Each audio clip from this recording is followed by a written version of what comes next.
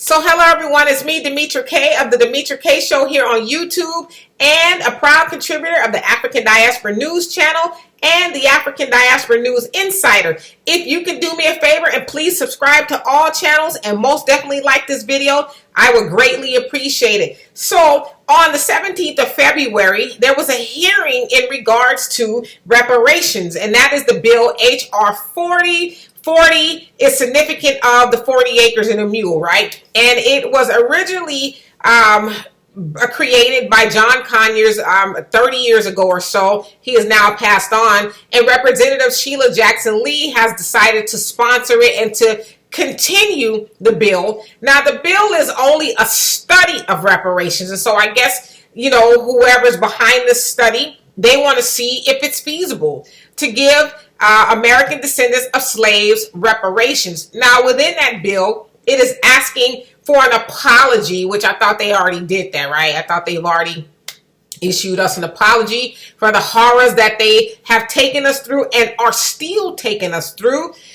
So there's an apology and then some sort of a financial compensation. Now, experts have said that just right off the top of their head, the bill of what they owe us without inflation is about $15 trillion. Okay, again, that is without inflation. And so, needless to say, they owe us a whole lot of money. All right.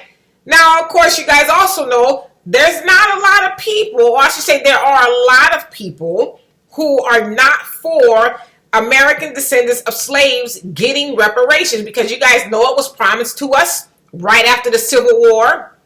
General Sherman decided that black people should be compensated for what we have gone through. You know, after the war, the South lost the war, which the South was for slavery. And so that's how the reparations for 40 acres and a mule came into play. And once he died and Andrew Johnson got into office, he was like, nah, you black people are not going to get reparations. In fact, we're going to give the reparations you were supposed to get back to your slave masters. Okay, so you guys can go look into all of that. So we know there's some people who are not for it. And specifically, there's this guy, you guys may have heard of him, Herschel Walker. Herschel Walker used to play for the Dallas Cowboys and, you know, all that. He's just Hall of Famer and this, that, and the other. Well, he's one of those people, and as you can see, he's black. But not all black people for reparations. Him, Larry Elders, and, you know, Candace Owens, that crowd, you know, that crowd. He says that he doesn't believe that black people should get reparations. He's, you know, says that it is divisive and that his, the forefathers, basically echoing that of Biden, that the forefathers should not be responsible or made responsible for what was done to us, right?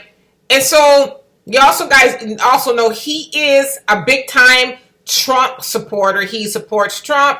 You guys have seen him at Trump's convention where he was getting seeking or I guess accepting the nomination, right, in 2020. And I want to read to you what he said, okay? So he was testifying against reparations at this hearing.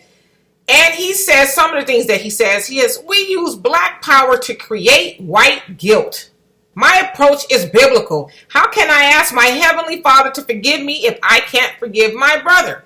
And so actually, I want you guys to watch this video so you can hear him say it out of his own mouth. We use black power to create white guilt.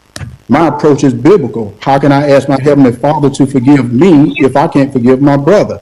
I never want to put anyone's religion down, but my religion teaches togetherness. Reparation teaches separation. Slavery ended over 130 years ago. I'm back. How can a father be asked his son to spend prison time for a crime he committed? In the case we speak of, we're researching farther back in history, a history many are not taught or spoken about in school. America is the greatest country in the world to me. A melting pot of a lot of great races, a lot of great minds that have come together with different ideas to make America the greatest country on earth. Many have died trying to get into America, No one is dying trying to get out. All right, so you heard what he said. You know, he doesn't believe that people who are not here, and I'm paraphrasing at this point, should not be held responsible for what, actually the people here now should not be held responsible for the people who actually perpetrated the crime of slavery and all of that. And, you know, I'm trying to be nice here, but Mr. Herschel Walker is a special one. And I also mean that he's remedial as well. If you know, heard him talk, and I know he said that, you know, he has some sort of a speech thing going on, but I tend to think it's something else. I just think he's slow. I think that he is also an ultimate buck for white supremacy. He loves doing the bidding of white supremacy. It's like, how dare you, with all the money you have, and yes, it's the money you earn, so nobody's taking that from you, but how dare you, with all the money that you've earned, sit up where you are and then try to tell say what other black people deserve and what they don't deserve. Like, how dare you? Like, how much of a buck are you? Okay, you was already bucking when you was bucking and shucking, you know, with Trump, but now you're sitting here, you know, now that Biden is in office, and by the way, Biden says that he's for a study, even though you've heard Biden say repeatedly that he'd be damned if he's responsible for something his forefathers did, his ancestors did. And so, you know, Biden's like, okay, I'll study it. Now let's just get this straight, black people. It's a study, okay? Come on. Who does not know what happened during slavery, okay? I think even if you just get the gist of what happened during slavery, you would say, hey, you know what, write them their check. Run in their money, right? I would think so, right? But so now this is just smoke and mirrors and, you know, all of these games they want to play with black people. What it is more than anything is symbolism, and it's that false hope. Remember when Obama sold black people the hope and change type? It's the same thing. Let those Negroes believe that we are going to give them some reparations, because most people will think, well, if it's a study, then it must mean they're going to do it, right? No. Negative. Because what if, per their study, and we've all been privy to white supremacist study, you know, look at the Tuskegee experiment among a whole bunch of their studies, right? Who's to say that their study is going to come out in the favor of black people? Who's to say they're going to say, you know what?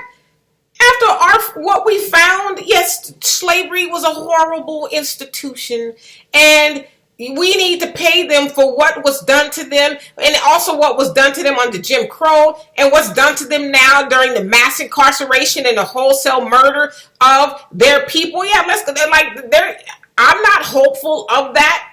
It's a game. It's symbolism. It's that carrot that they dangle in front of us to make us think that, you know, something is going to happen. Listen, if they were going to do something for us, they would have done it a long time ago. Now, I'm not saying we shouldn't apply pressure. We should keep the pressure on. But it's a game. But how dare Herschel Walker sit up there in his position of privilege and try to be the spokesperson for black people? Clearly, he does not speak for us, because if you're for black people, then you do the things that are for black people, and he just hasn't demonstrated that since, you know, he's came back on the scene under Trump, and now under the Biden administration, sitting up there talking about he don't believe in reparations and don't think that we should get reparations. He should be ashamed of himself, and he should also be shunned, especially by the black community, because he doesn't feel like you can just tell just by just listening to him that he doesn't feel like he's actually one of us, but yet he wants to take his black self, you know, and try to speak for us. So you guys be careful of people like that. They may look like us, but they ain't for us at all. In fact, they do the most harm to us in a sense, because as white supremacists, especially when they see a black person like your Candace Owens and them, you know, your Diamonds and Silks, when they see them and hear them speak as though they're speaking for black people, then they think that represents all black people. Or it also gives them a pass to say, well, he's black and he's saying they shouldn't get reparations, so it must be true, right? So be careful of those dudes They are a tool, they're a pawn of white supremacy. They love nothing more than to get that old pat on the head from massa, you know, and that validation that you're a good old boy. Well, I won't say they're good old boy. They're actually good old boys, but you're a good old buck. And thank you for bucking like no other buck has bucked today at the behest of white supremacy. So anyway, you guys, for more insightful commentary, please subscribe to this channel and my channel, The Demetra Kaye Show, here on YouTube. Peace.